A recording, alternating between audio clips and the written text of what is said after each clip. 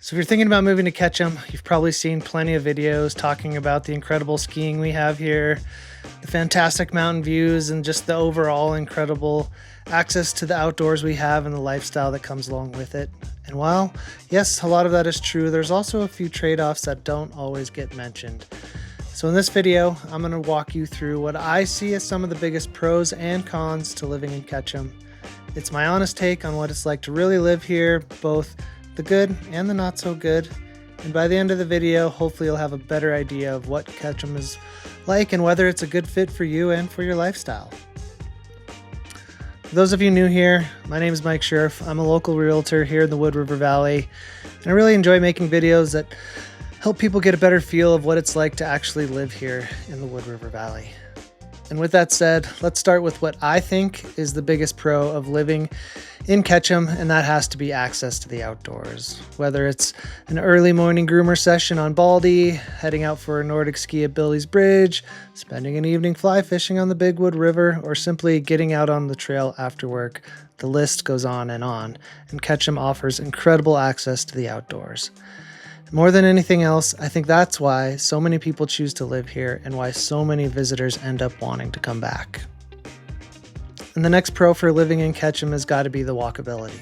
No matter where you live in Ketchum, nothing's too far away, whether it be the nearest grocery store, coffee shop, trailhead, or ski lodge. It's a quick walk, or even bike ride, car ride, or bus ride away. We are extremely fortunate here in the Wood River Valley also to have a really great bus system that runs all the way from Bellevue up to Sun Valley. So if you're visiting or you just don't feel like driving one day, it's very convenient to get around the Wood River Valley without a car. Ketchum's next pro has got to be the limited amount of space that we have here. One of the reasons Ketchum's held its land value so well is because the town has been very intentional about its growth between the mountain overlay district and the dark sky protections and just the limited amount of land available in general to build on. Ketchum's done a really good job of protecting the character that makes people want to come and move here in the first place. And historically, that in itself has helped support property values, although like any real estate market, values can go up and down. But for many buyers, the bigger investment isn't financial at all. It's investing in a lifestyle and a place where family and friends can gather for years to come. And the next pro has got to be dining and culture, which honestly sounds a little odd as I say it out loud, but for a town the size of Ketchum, it's got a great dining and culture scene, lots of great restaurants to dine in and gallery walks during the summer. Ketchum also has some fantastic events that it hosts alongside Sun Valley throughout the year with events like the Writers Conference, the Music Festival, and the Film Festival as well. So if you're looking for some fine dining and some cultural experience here and there, Ketchum has some great things to offer. All right, next pro for Ketchum has got to be the seasons. It's really a true four-season destination. There always seems to be something to enjoy and to look forward to, regardless of the season, whether that be shoulder season, where it seems like town just slows down a bit and people can take a step back and breathe and just enjoy what brought them to the valley in the first place. Sure, it might not be prime time for skiing or summertime activities, but usually the biking is fantastic and it's nice to feel the town get a little break from all the chaos. And then, of course, the prime winter and summer seasons where people can just get out and enjoy all the wonderful outdoor opportunities that the Wood River Valley has to offer. Next pro for Ketchum, this one's related to skiing in particular, and that's the lack of crowds. I often joke that the locals here who ski at Sun Valley up on Baldy have a very skewed perception of what crowded is.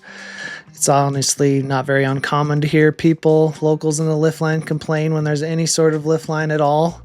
While we are quite spoiled here when it comes to crowds when skiing, of course it does get a little bit busy on powder days and peak season over Christmas and President's Day, but it's not like anything you'll find in places like Park City.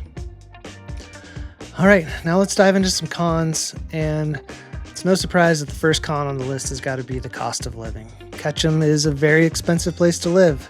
Real estate is obviously the biggest expense, but you'll notice that everyday life little things get expensive too, like groceries, going out to dinner, even, hiring a contractor, getting a little something fixed on your house, or grabbing a coffee can cost a little bit more than it does in other places that you might be a little bit more used to. But with that said, I think it is important to also look at the flip side of the equation. A lot of people move here because they're willing to trade a lower cost of living for a higher quality of life. Whether that's worth it to you is really a personal decision, but I think it's something you should weigh and think about before diving into life here in the Wood River Valley, and in particular Ketchum. Up next on the cons list is accessibility. I actually consider this one debatable, but for the sake of this video, I put it in the cons list.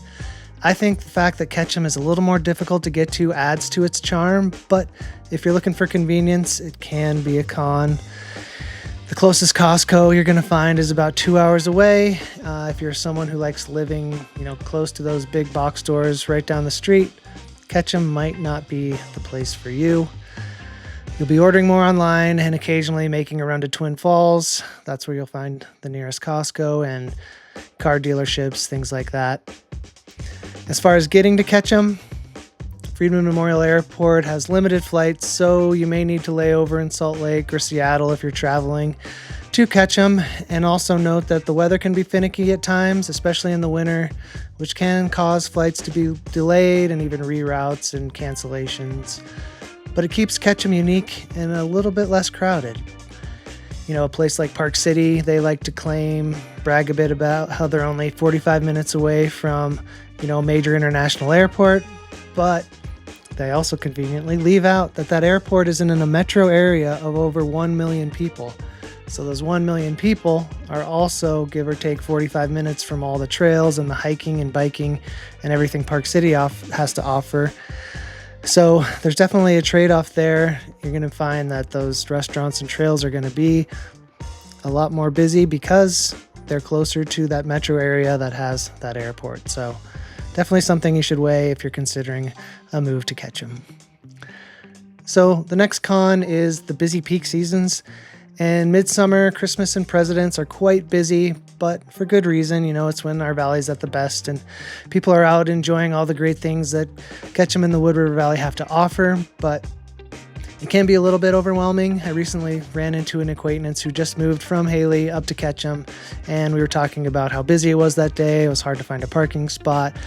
And she was telling me how she now has to time her day based on the traffic to get her errands done and be able to find parking and kind of do the things that she wants to do with a little less hassle. So it can be an inconvenience. I wouldn't say it's a huge deal, but it's something to think about. It's not going to be like something you're going to find in Park City when it comes to their bad traffic. But, there are times of the year where it is worse, so something to consider for sure. So up next for me on the cons list is the weather. And you might think I'd put this one in the pros since they call it Sun Valley for a reason, but do hear me out. Yes, we have fantastic weather here. Ketchum averages 200 to 250 days a year of sunshine, and that's all great. But as a local, I wouldn't complain if we received a bit more precipitation. If you like those nice tacky single tracks, or if you're hoping for Utah-style powder days, Ketchum might not be your spot.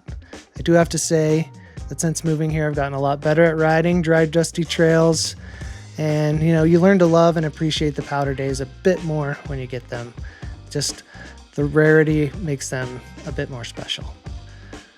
So also along the lines of weather is the smoke, and smoke can be a concern. And as the world changes, it seems that it's not an if we're going to get some smoke, but when. And smoke rolls into the valley. Some summers it's only a few days, but some it's a lot more. It goes into the weeks. Usually it's coming from somewhere in the Pacific Northwest in Canada, but Idaho also does have its fair share of fires depending on the summer. So if smoke is a concern, I can't pretend that it doesn't happen here. Some summers are worse than others, but it's definitely something that we have to deal with for a few days to a few weeks during each summer. So at the end of the day, Ketchum's not going to be for everyone. And honestly, I think that's what makes it special. If you're looking for a big town with every convenience around the corner and a Costco 5 minutes away, Ketchum's probably not the right fit. But if you value easy access to many great outdoor activities, a genuine sense of community, and a town that's really worked hard to preserve what makes it unique, it's a pretty incredible place to call home. If you're still trying to decide whether Ketchum is the right fit, I put together neighborhood guides, community pages, and a lot more information on my website. You can find that at sunvalleyrealestateguide.com. I'll leave a link in the description. And if you're thinking about making the move anywhere in the Wood River Valley, please feel free to reach out. I'm always happy to answer questions, even if you're still in the early stages of your search. Thanks so much for watching, and we'll see you on the next video.